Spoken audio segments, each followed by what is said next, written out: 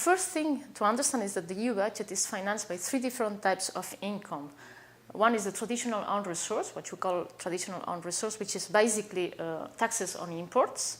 The other one is the VAT resource, which is a percentage on each country VAT base. And then there are the national contributions. National contributions are transfers that each country does to the EU. And these are calculated as a percentage of each country gross national income. That's why we call them GNI contributions. So these national contributions were created in 1988, and they are designed to be residual, actually. They are designed to finance the part of expenditure which is not covered by the other two sources of income. But in the end, in practice, they are not really residual because they are actually the biggest source of income of the EU budget. Now they represent around more than 70% of the EU budget.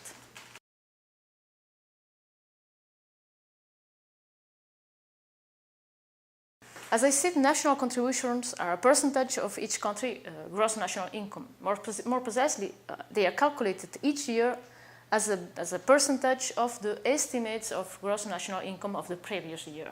So this is done before the start of the year.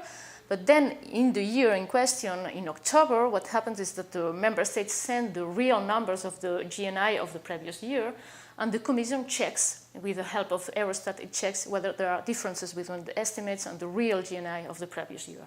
If there are differences, then they recalculate national contributions for each country according to these differences. But it should be clear that this is a purely technical exercise, actually. There is no decision involved there. The Commission is the one that informs the member states if there are differences and adjustments to their national contributions, but it's mostly on the basis of calculus made by Eurostat in close cooperation with national statistical institutes.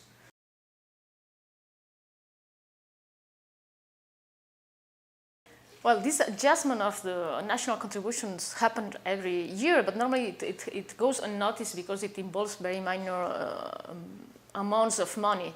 What happened this year is it has been a bit different from previous years because this year the Commission and Eurostat have decided not only to revise the GNI of 2013, of the previous year, but to revise the GNI of many other previous years. Actually, they have recalculated the GNI of all countries from 2002 until 2013. Why have they decided to do so now? Well, they have the possibility to do so. The legislation gives the authorization to the Commission to revise previous exercises, not only the latest year. And they have decided to do so because there were some pending issues, some disagreements between Eurostat and national statistical institutes on the concrete way of calculating the GNI. For instance, in the case of the UK, which is the country which has received the biggest amount of the national contributions because of this recalculation of the GNI. In the case of the UK, the Eurostat always complained that the British Statistical Institute did not record very well the contribution of the charitable sector to the GDP. So they have arrived to an agreement, the British Statistical Office and Eurostat, and in common agreement they have recalculated of this GNI of these previous years. So as a consequence of these recalculations, of course the national contributions have been significantly changed for this year, and some countries, particularly 9 countries, have seen the national contributions change upwards, and it has been the case of the UK, but also the case of the Netherlands, the case of Italy, also the case of Greece, for instance, surprisingly. And other countries such as France and Germany have seen the national contributions decrease.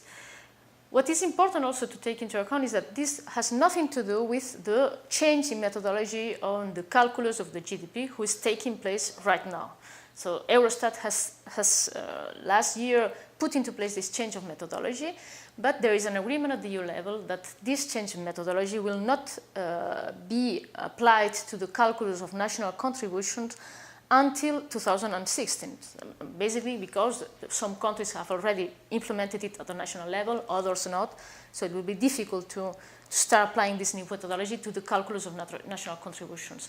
Nevertheless, this is precisely because there is this change in the methodology of the GDP, Eurostat and national statistical offices have decided to clear up all these disagreements they had over the calculus of the GNI of the previous years. That has been a way of, they really want to arrive at 2016 in the change of methodology with all these disagreements clear up and all the problems with the recalculus of GNI of previous years resolved.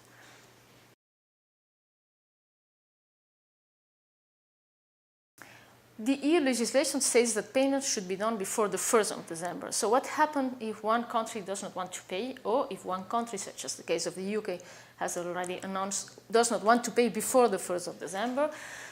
Well, the Commission has already warned the British government of the consequence of that. The legislation does not foresee the possibility of any delay in payments. So if the British government does not pay, the Commission has said that she will ask the British government the reasons for non-payment, and if the response is not convincing, she will start applying fines. And fines might be quite heavy. Actually, the legislation foresees the possibility of applying an interest payment of equivalent of minimum 2.5% per month, so, and increasing every month. So it's really heavy, and it can be very expensive for the EU not to pay.